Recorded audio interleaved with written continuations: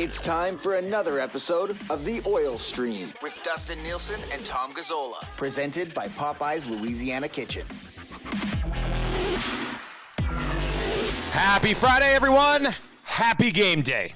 Nielsen and Gazzola back with you once again. It is the final day of the preseason for the Edmonton Oilers. Thank God, Tommy. I prefer, preseason is my least favorite of all Oilers seasons. Number one would be playoffs. Yeah. Number two would be off season, because I love a good off season. Yeah, number three would be regular season. And number four, way down the list here, would be preseason. It drags on. I mean, it's like, come on already, let's go. And thankfully, the NHL regular season actually starts today over in Europe. But you're right, we've been at the rake. In the last few days, Dusty, all I've been doing, you asked Jay Woodcroft some stuff, and you want to get some details ironed out or try to get a handle on some things, obviously, going into next week's lid lifter. But in the room, talking to the players, on game day for the pre and post game show, I'll bring my mic. I'll do a one-on-one with the guys.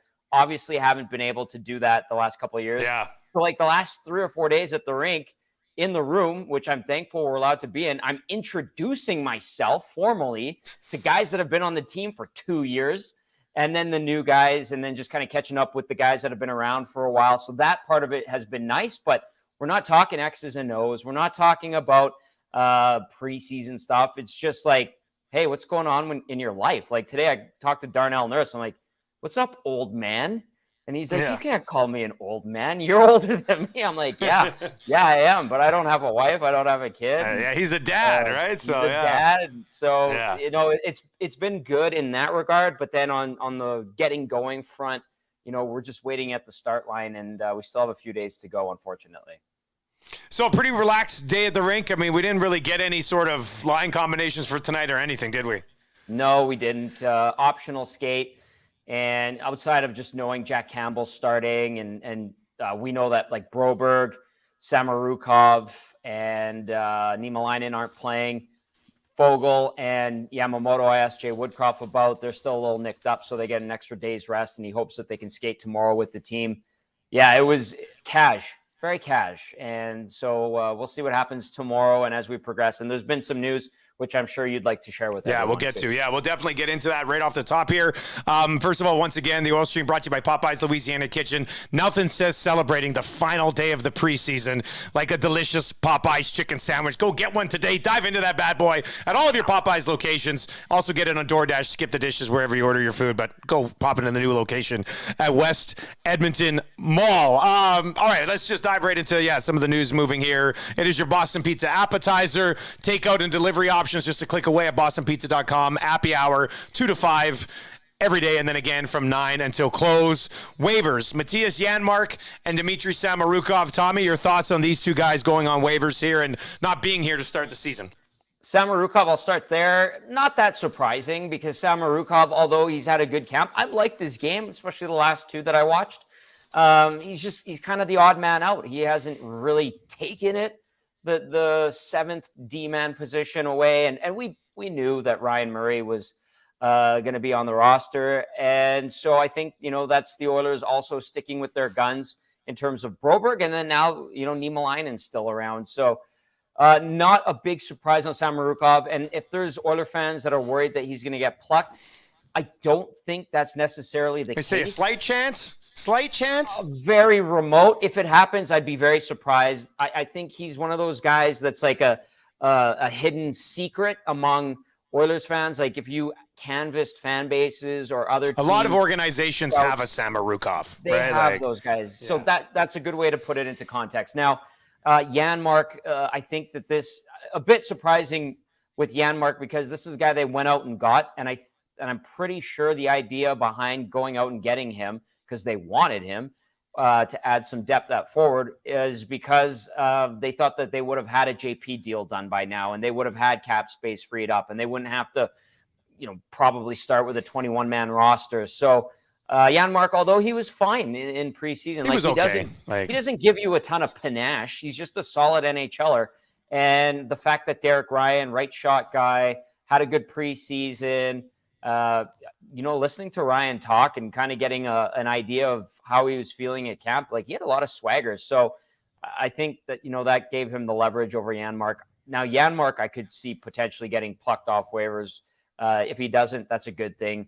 But that's a bit of a surprise there. Yeah, that's interesting. I mean, I guess teams with cap space might consider Janmark. The 1.25, now you look at it, and you're right. It seemed like it was insurance for trading Fogle or Jesse Puljujärvi.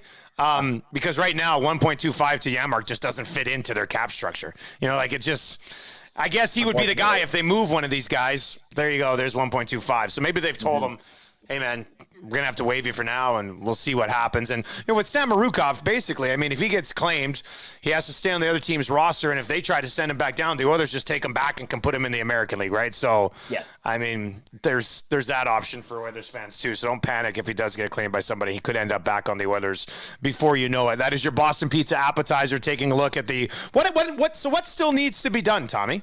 I mean, there's still a few guys kicking around. They're still going to have to dial back a few more, so... Yeah, well, I had a good conversation with Brad Malone today, and he's kind of been my dark horse wild card to maybe not make the team out of camp, but he's obviously been around. He's Jay Woodcroft's guy down in Bakersfield, and Brad was telling me he bought a home in Bakersfield, and he wasn't sure. And I said, I'm like, Brad, you might be on this team this year. And he goes, I don't know, man. I don't know. I'm like, well, there's a few reasons why it might work out, and He isn't necessarily the guy you immediately think of, but he was used in the playoffs last year. He was used down the stretch. He got call-ups, and he's kind of hung around. He's just he's a good guy in the room, and I think he's going to get some games this season. Now, whether or not he sticks out of training camp, probably unlikely, but he's still there, probably playing tonight. James Hamblin, who's put together a good camp, and Jay Woodcroft spoke very highly of him. Now he's on the team's radar, absolutely. He's still here. So I think, they're going to have to trim down the roster that way. Virtanen went yesterday. No surprise in between shows for us. So that saga is over and done with. And let's see what happens with Jason Demers. He's still there. He was on the ice this morning. I don't see him making the team, but, good on him for having a pretty respectable camp. And maybe one more showcase for him if another team might be interested, because I don't think he's sticking on this roster in particular. That's just my opinion. If you're looking for a place to, I guess the game's just streaming tonight, right? Is it just streaming? Yeah, I think it's just streaming. Well, hang on. There's a workaround here because the Root Sports guys out of Seattle, Johnny Forsley, JT, oh boy, they're in town.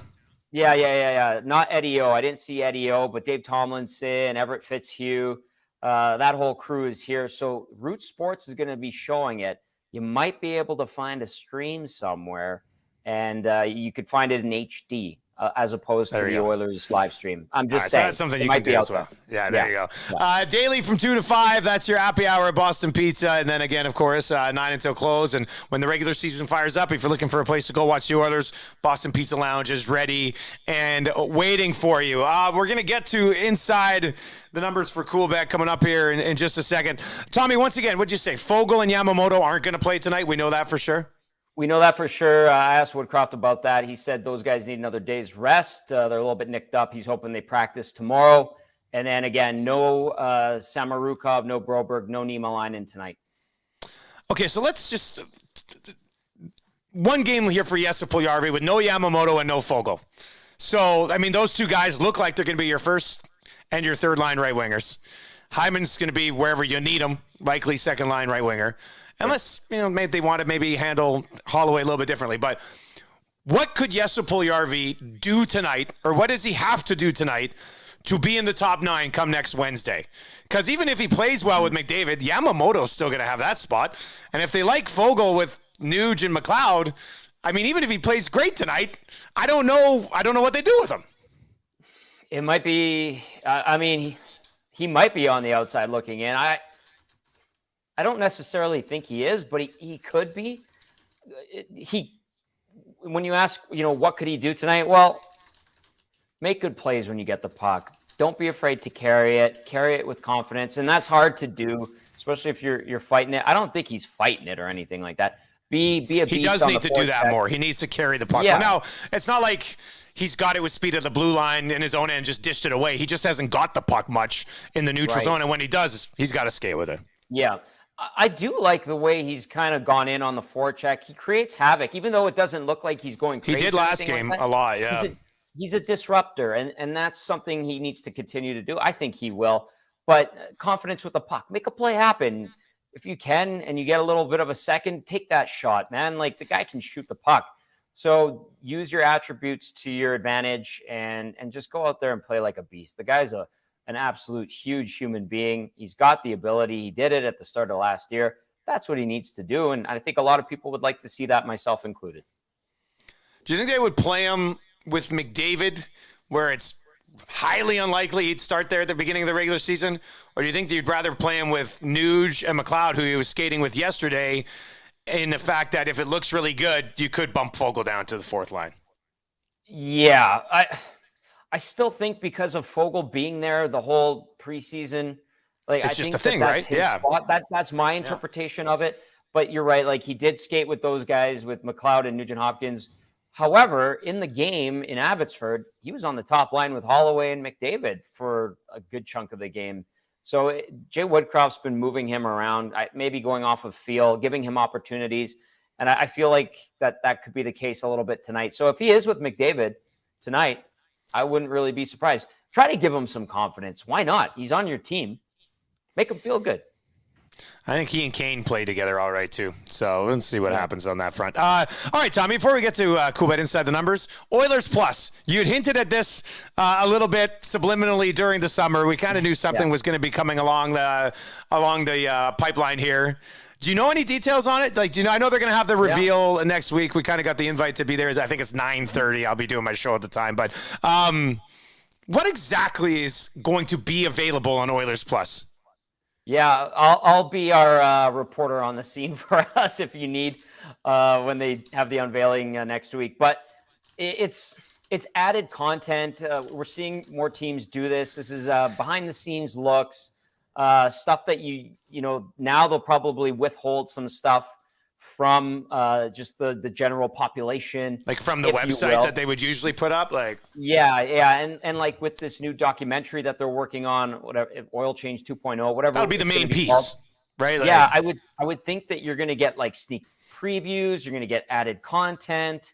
So I mean, there's going to be some value to it. I don't think the price is too ridiculous, from what I'm told, and talking to the Oilers digital team, who are basically taking all of this on. It's been a couple years in the making.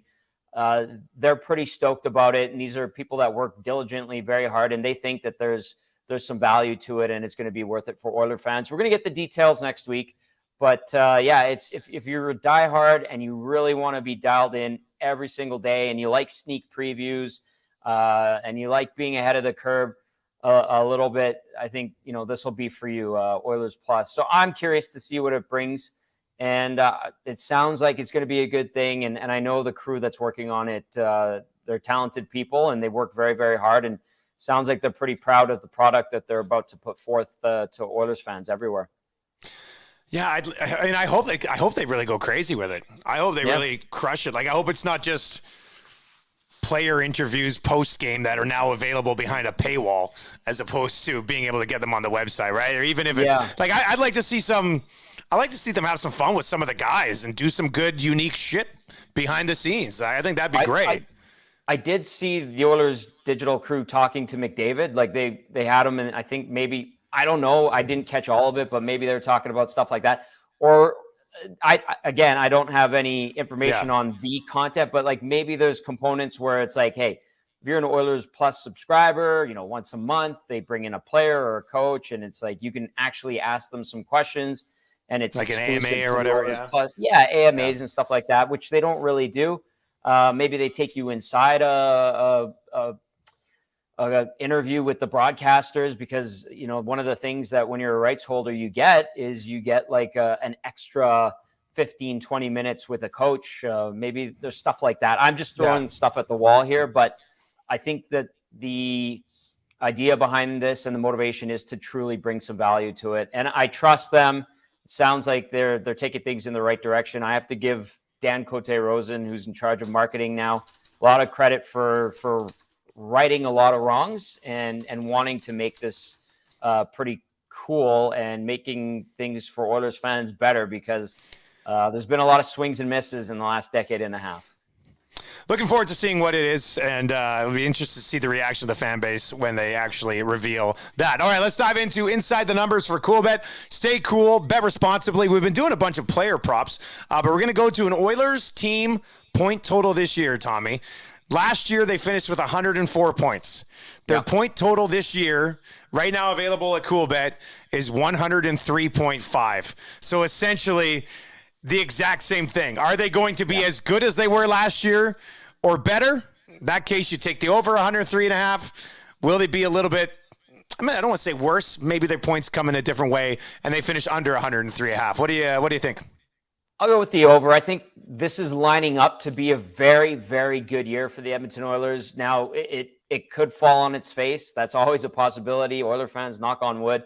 But it feels like everything is finally starting to align for this franchise. The guys are veteran players. They have the experience of going to the conference final and getting schooled, which I think still pisses them off, and they learned from. They've made the team better. I don't think that they're going to have a month and a half stretch where they win 2 games, fire a coach, bring in a new guy, and rally hard. This is a team that's going to be pushing for the division title with Calgary. And I think, they might even sneak into the 110 range in terms of total points. Yeah, Calgary had 111 last year. There's 2 things. You make a really good point. There was a horrific slump in the middle of last season. They still finished with 104 points. And I honestly, my answer is going to be over based on reliable, consistent goaltending. To me, that gets them beyond 103.5 points and past the 104 that they were at last year. So I'll be on the over this one as well. You can find the number right now. Go to CoolBet, click on NHL, scroll down, click more, because I do have some games up already because the season beginning overseas. Click on more, and that number should be up until the regular season begins for everybody, not including the teams that are overseas right now. So that is stay cool, bet responsibly with our partners at CoolBet. Tommy, TSN 1260 tonight. What do you got on the go, buddy? This is exciting. Yeah. Finally, a pre and post game. We've only done 2 pre games so far in the preseason. So we get going at 5:30 after the Jays game on our fine station, TSN 1260. Jason Greger will be around for the first half hour or so. We got Matty Cassian with Game Changers. Connor Halley will have audio. Maybe get a guest in from Seattle. We'll see. We're still feeling it out, but post-game following the Oilers and Kraken. And if you want to watch the game on a decent feed, find a stream. They're available. You'll be able to track that down somewhere. Let's just say that. All right, we're going to be back again. I guess next Wednesday. It is the opening day of the Oilers regular season. Very much looking forward to that. And who knows? As they continue to make news, you might see some Oil Streaming 5s, maybe an urgency pod. If not, enjoy your Thanksgiving, everybody. Tommy, take us out, bud. Happy Thanksgiving, everyone. Dusty, safe travels to you. And with that being said, be sure to like, share, subscribe, smash that thumbs up button. Have a great weekend, everyone.